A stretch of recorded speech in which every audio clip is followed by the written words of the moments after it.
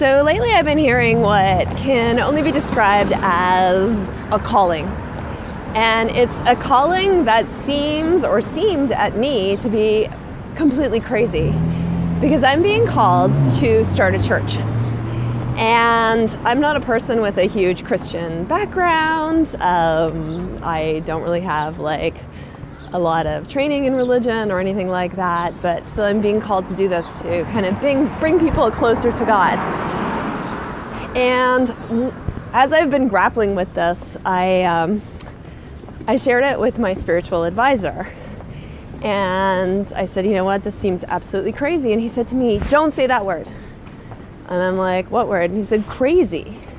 And I'm like, why not? And he said, it's disrespectful. And at first I didn't quite understand this. What's disrespectful about the word crazy? But then I thought about it and think about it. Think about someone who is crazy. Living in a big city, you see a lot of people who you might call crazy, right? On the streetcar, on the street. And often these are people who are socially isolated. They're people who seem to have lost grasp of the reality that the rest of us are experiencing. And they're people who seem out of control. And these are three things that are really, really scary to us as humans, right? The idea that we might be out of control, we might lose control of our senses, of the way that we behave around other people, the idea that we might be socially isolated, and the idea of losing grasp on the shared reality, right? Which results in the other two things. So crazy is a scary place to be. Crazy is not a great word. And when you call something crazy, what you do subconsciously is you negate it. You say no, that's crazy. I don't want that. That's not for me. And yet, when you do that with an idea that is divinely inspired, right? So if you get an idea that is coming from who knows where, from God, from source, from your higher power, an idea whose time is the time to come, you push it away and you say that's crazy. That also kind of disrespects where it's coming from, right? That disrespects the source a little. And I think this is what my spiritual advisor was getting at when he was telling me don't call it crazy. So this makes sense to me. So I decided I'm not going to call this crazy, this idea to start a church, this journey that I'm on.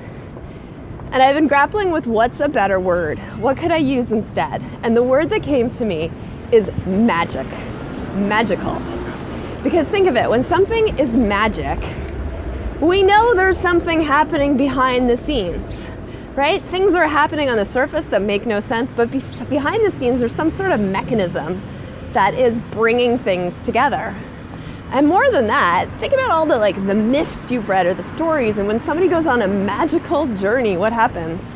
They meet people, and often these are people who will give them gifts.